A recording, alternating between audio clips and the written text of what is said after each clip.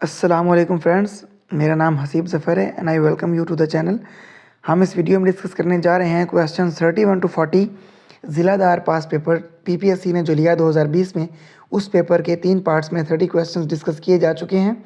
इस वीडियो में हम नेक्स्ट 10 क्वेश्चंस को डिस्कस करेंगे।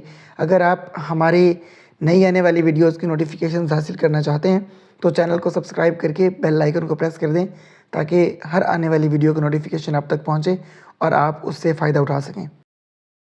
जी, question number 31, who started ancient Olympic games.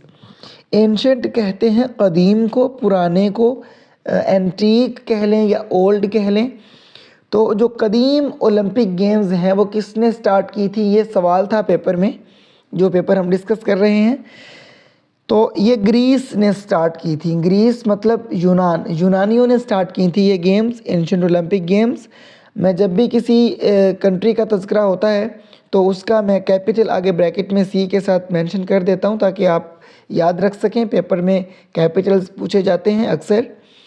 तो ग्रीस का जो कैपिटल है वो एथेंस है।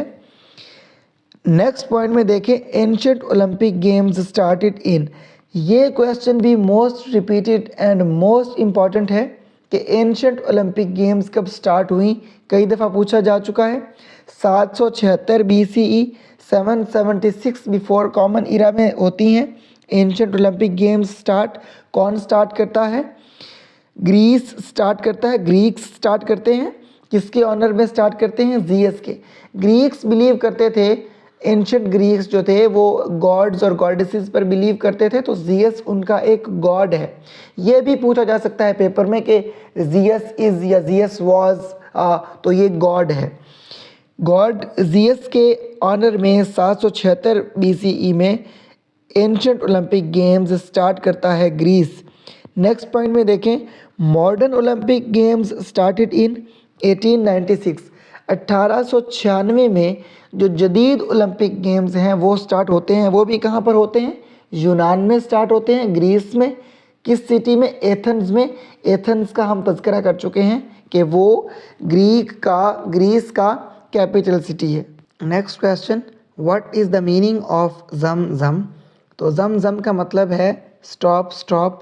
ये जब हज़रत हाजरा अलैहिस्सलाम ने देखा कि ज़मीन से पानी फूट पड़ा है, चश्मा निकल आया है, तो उन्होंने इस डर से कि पानी बहुत ज़्यादा फैल ना जाए, हर तरफ पानी पानी ना हो जाए, उन्होंने ये एक्सक्लेम किए थे वर्ड्स, यानी जज्बाती तौर पर कहे थे ज़म-ज़म यानी रुको रुको या स्टॉप स्टॉप। तो ये उनके साथ मंसूब किया जाता है। और ये ज़म-ज़म वेल की जो लोकेशन है वो बेर ज़म-ज़म, बेर कुएँ को कहते हैं अरबी ज़ुबान में, तो बेर ज़म-ज़म लोकेटेड है मक्का में। ये जब हज़रत इस्माईल अलैहिस्सलाम और हज़रत हाजरा अलैहिस्सलाम को हज़रत इब्राहीम अलैहिस्सलाम अकेले छोड़कर चले गए थे जंगल में। हमारे यहाँ तो इस तरह से जब वालिद बहुत कुछ करता भी है तो वालिदा कहती है कि तुमने किया ही क्या अपने बच्चों के लिए, ये मेरे बच्चे हैं, मैंने ये किया, मैंने वो किया। हज़रत इब्राहीम अलैहिस्सलाम छोड़कर चले गए जंगल में। ना पानी है, ना खुराक है, ना कुछ रहने को घर है, ना कोई आसपास लोग हैं, जंगली जानवर हैं, जंगल है, तन्हाई है, डर है, खौफ है। लेकिन वो जब वापस आते हैं और वो कहते हैं कि अल्लाह ने इस्माइल की कुर्बानी मांगी है, तो हाजरा कहती हैं ठीक है ले जाओ। ये होती है माँ, ये होती है तरबियत। उन्होंने ये सिखाया ही नहीं बेटे को कि बाप की नाफरमानी करना उसने तुम्हारे लिए किया ही क्या है, जंगल में छोड़कर चला गया था। लेकिन उन्होंने कहा कि अब्बा जा हुजूर आप ये फरमा रहे हैं कि मेरी कुर्बानी मांग रहा है आपका रब, तो चलिए चलते हैं, मुझे कुर्बान कर दीजिए।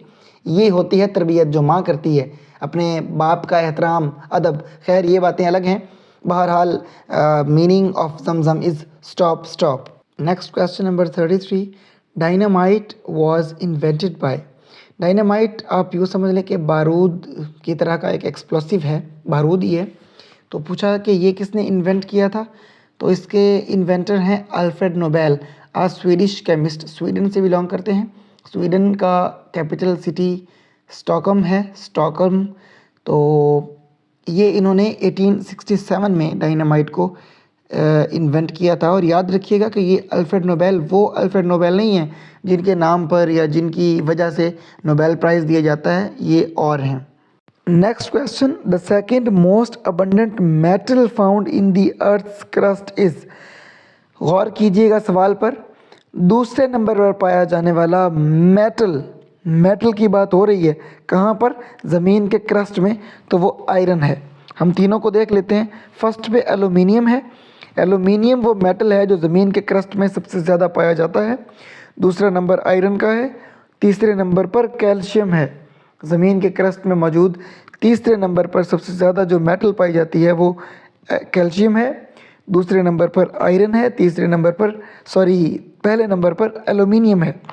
और अगर हम द मोस्ट अबंडेंट एलिमेंट की बात करें ज़मीन के क्रस्ट में, पहले हम मेटल की बात कर रहे थे, पहला एल्यूमिनियम, दूसरा आयरन, तीसरा calcium.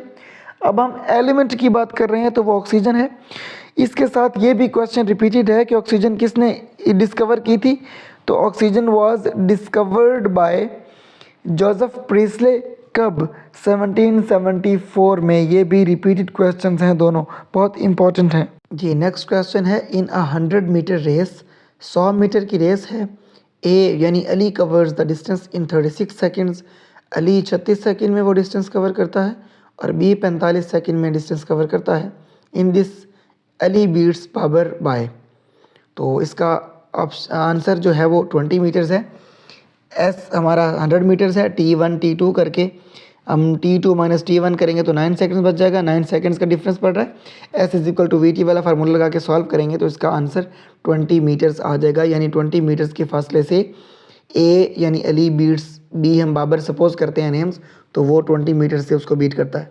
Next question, who was appointed as caretaker prime minister on March 25, 2013। तो 25 मार्च 2013 को पाकिस्तान के केयर टेकर प्राइम मिनिस्टर बनते हैं मीर हज़ार खान खुसरो साहब। Next question, geology describes the Rocky parts of the earth. तो जियोलॉजी कहते हैं, जियो मीन्स ज़मीन, earth and Loggy means study, ये तो हम जानते ही हैं। तो geology is the study of earth. तो ये डिस्क्राइब करती है रॉकी पार्ट्स जो है ज़मीन का, उसको क्या कहती है। तो ये तीनों लेयर्स दी हुई हैं आपको नीचे। द क्रस्ट इसका करेक्ट आंसर है। ये सबसे आउटर मोस्ट लेयर है ज़मीन की और ये रॉकी लेयर है, यानी ये रॉक्स पर कंसिस्ट करती है।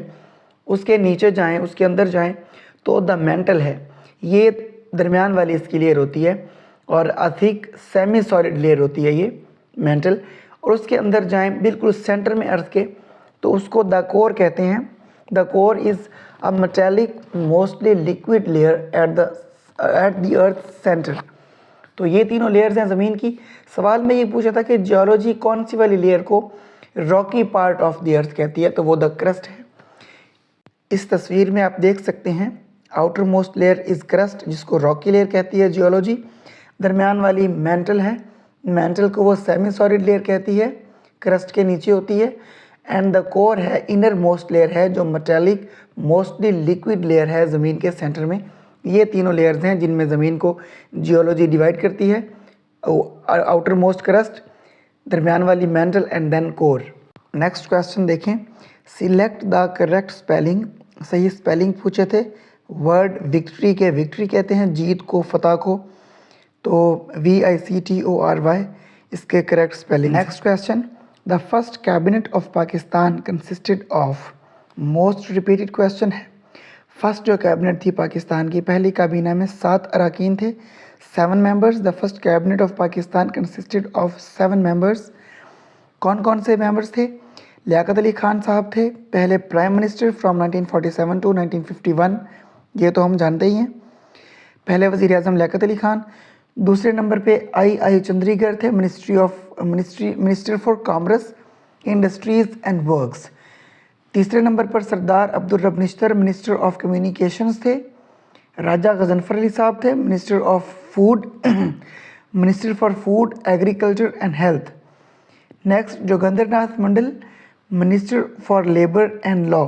ये क्वेश्चन भी अक्सर पूछा जाता है कि जो पाकिस्तान के पहले minister for labour and law थे वो कौन थे, तो जोगिंदर नाथ मंडल साहब थे। ये रिपीटेड क्वेश्चन है।